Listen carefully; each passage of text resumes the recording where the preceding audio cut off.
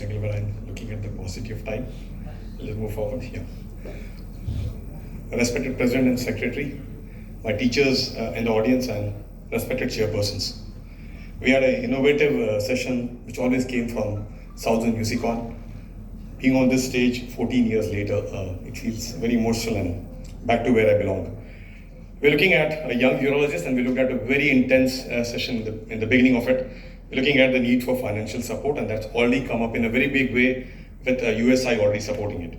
There's only to take this and kick start for all our young urology colleagues and look at what can actually be for them to build up their own brand rather than to be under a brand is what we're looking at today. So a young urologist, need for a financial support is all about continues to be young. His ejection fraction continues to stay young, and all other E fractions continue to be stay as better. So when you look at that, we're looking at somebody in 2022. The old order has changed. Our teachers never taught us how to become financially sound in that year.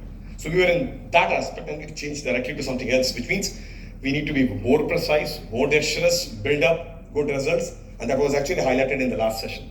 We talked about being absolutely one-man good army, capable at the same time not being able to miss out something. So if that is what it is, a young urologist carries a lot of passion.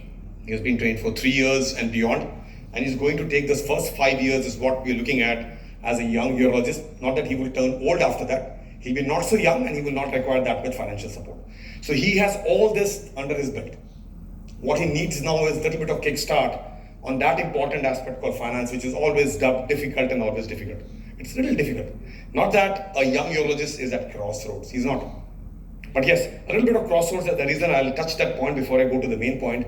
But at that crossroads where he is on what a part of a career, on the other side he wants to create those good green, yellow, orange and blue milestones in his lifetime. He's also being guided by this, what Dr. Jackie Lalwani said, being under the umbrella of Hippocratic Oath.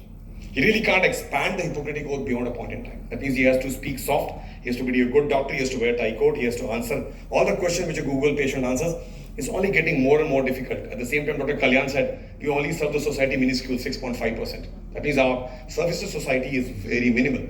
In that situation, we want to become impossible to possible. It's getting difficult and difficult. And that long and winding road, which we actually were under the apprenticeship of our teachers in various institutes, now we need to negotiate a loan, the blue card. It's a very long and winding road. A lot of aspects have to be taken forward. That means you'll be given a very empty map, a map which has got only this on the left side.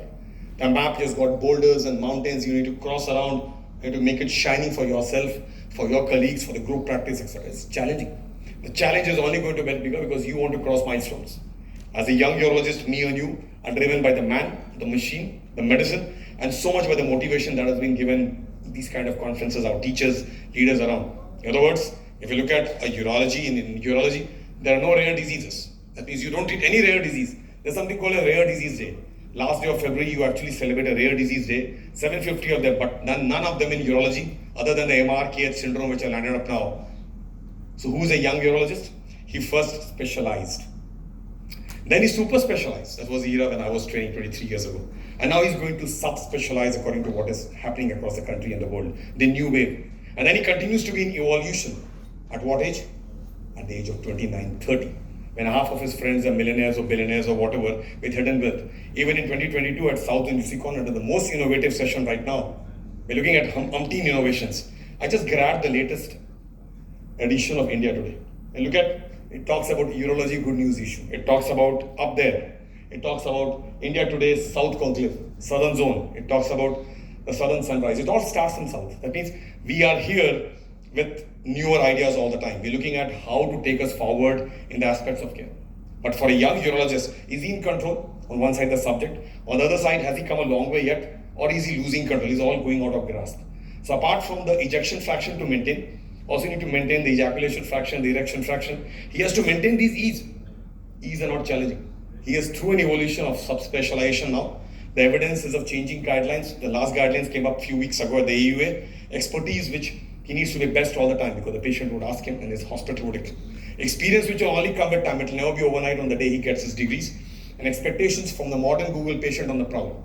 Already more and more challenging. He's actually being squeezed like the urethra. The prostate squeezes and we don't even look at it. We probably forget it. So friends, we are looking at changing goalposts as young urologists. And there's a financial need.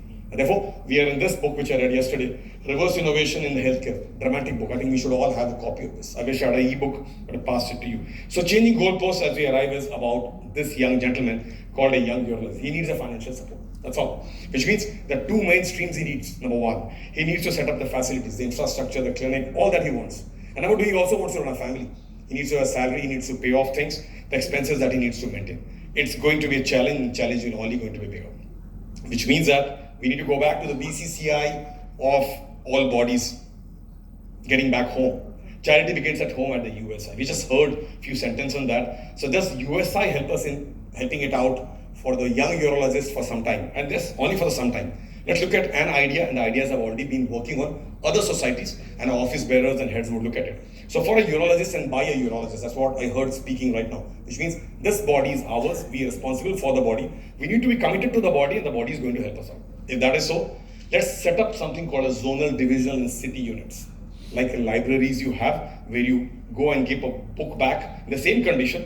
You buy a book and you probably requisition a book. There could be lending libraries of movable instruments. It's happening around. Nothing new about it. Which means as the cost goes upstairs and upwards, we have got ESWL, laser, robot, which I'm not able to buy on day one, but I want to do. I've learned it in my training in 3 years' time. Which means we could issue it from the libraries on requisitions. We could apply, we could use, we could maintain it as we maintain our libraries. And in all city units, we could do it till we outgrow the needs and I don't need that library anymore. My youngster would come and take it up. Quickly move to the CSR initiative. Now this initiative of companies dealing with a pharma company or an institutional company or any company would look a shady deal, but that's not always so. In other words, a medical specialty other than a urology, whose youth wing has actually benefited already by CSR initiative of pharma companies and surgical companies, which means it's a win-win situation because it's been ratified up there by so-called ministries around. If that happens around, you again create libraries of instruments, movables, and even robots. 9 biggest hospitals in the city of Dhaka are actually owned by pharma companies. Please believe me, that's how it is.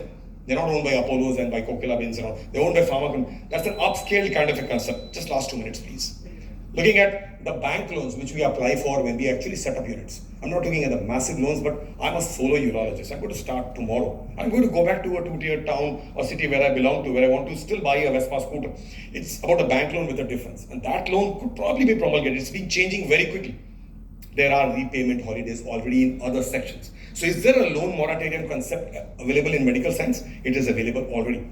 2 to 5 years of moratorium has been initiated in startups. That's what the Modi government did. They came in 8 years ago. So it's possible that we could get a loan moratorium. And those 5 years are difficult times when I have as a young urologist, I could probably bide the time. I would not like to repay the loan. I would utilize all that to actually grow, become all the EEE that I talked about. Similar schemes of repayment holidays do exist everywhere. And that would help settlement of a young urologist in those first 5 years when he still continues to stay young and not on those difficult times which he's going through. Government funding schemes are available. It's sadly that we don't know as urologists because we are dial U for urology, almost the last alphabet. But remember, the Ministry of Micro, Small and Medium Enterprise, they run the SME and the SOHO program which are completely funded. It's just that it has to be translated to a medical side and somebody on the other side should agree to it. Who can apply, the nature of application and how to apply is all on the tips of fingertips today. In other words, exploring new areas of technology, aggregation, facilitating point ventures and collaborations is available right now with the government. It depends on how much I can push the government and press it around. And finally, looking at the last 2 points, there's something called as crowdfunding platform. They don't want to put it too hard, but this is already available. In other words, if I need help, people have money. They want to invest in something. In other words, placing a personal project in public domain, which is just not an enterprise. It should have a social angle all the time. And there is a kind of public money investment. It is happening. There are people who are running shows in various other specialties. So a transparent project with social causes would be allowed, which will be beyond an enterprise that I want to be a urologist, earn money and earn my living. It helps. In other words, it will attract very discrete kind of a public investment which happens around. So friends, this is not a new concept. It's across the world. In finance sectors and agri sectors, there is a fintech and agri-tech. I'm not talking of artificial intelligence, but I'm talking about the platforms where the enterprise could be having a common platform and the platform could move it. I didn't talk about the angles which are actually getting difficult, but the personal startup model is a model which has come up in India. Urologists have taken it up and possibly it can be upscaled for doctors too.